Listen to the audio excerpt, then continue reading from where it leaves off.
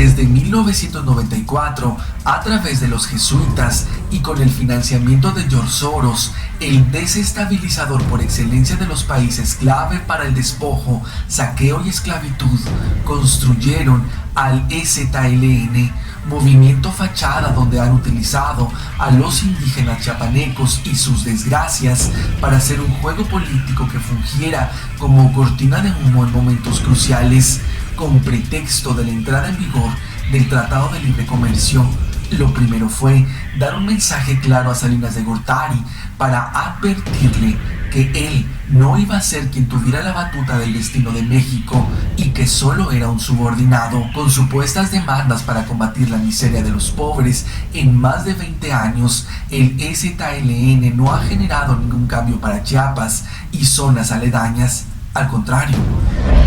en complicidad con los Rothschild, los jesuitas crearon al EZLN como un parapeto de demandas sociales en medio de verdaderas desgracias de fondo que aguardaban al país: el despojo de tierras, el saqueo de recursos y el exterminio de mexicanos para lograrlo.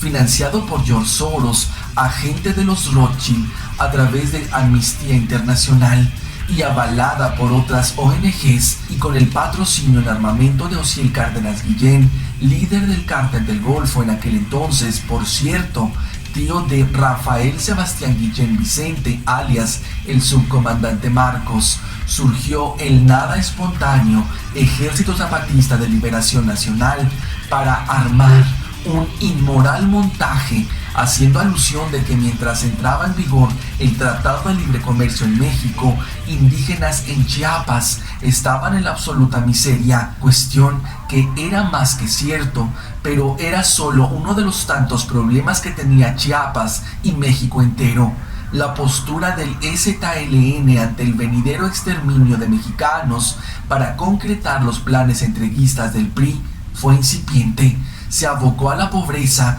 pero se olvidó de las causas de fondo. Aludió al modelo económico, pero solo por encimita. No mencionó jamás a los verdaderos culpables de la desgracia del pueblo mexicano: los empresarios nacionales y sobre todo extranjeros, transnacionales que lo querían todo y terminaron por quedarse con todo en medio de un genocidio despiadado.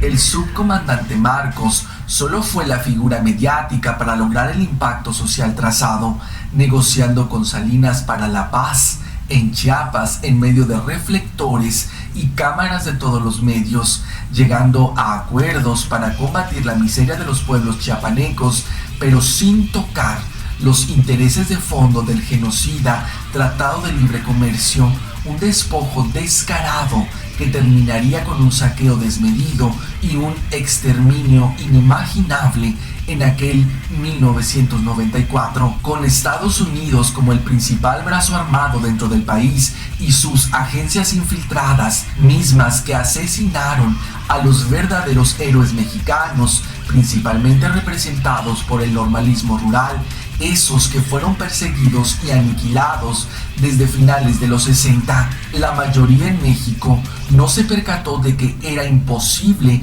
que hubiera un levantamiento armado así nomás, sin que Estados Unidos, a través de su inteligencia infiltrada, se percatara y permitiera que cobrara fuerza. Pocos cuestionaron el show mediático que significaba dicho evento en medio de una fuerte reprimenda a Salinas para que entendiera que él no era dueño de México. Luego le matarían a su candidato Colosio y lo exiliarían algunos años fuera del país. Aprendió la lección y hoy es figura clave del sionismo, al igual que la hermana del subcomandante Marcos, Mercedes Guillén Vicente, pieza clave en la administración de Peña Nieto, y al igual que su sobrino Jorge Méndez Guillén, quien fungió como secretario particular del secretario de Finanzas del Comité Nacional del PRI.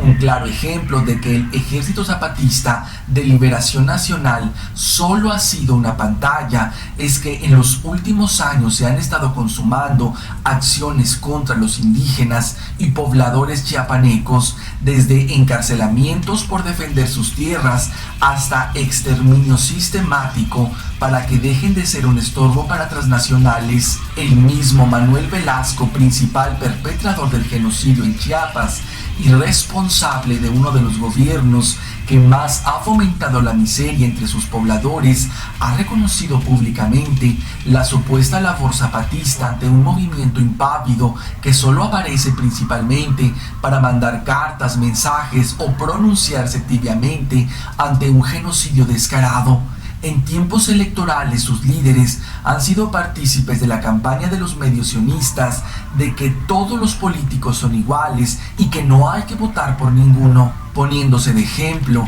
pero sin haber hecho absolutamente nada en favor de la causa que con bombo y platillo en los medios dijeron enarbolar.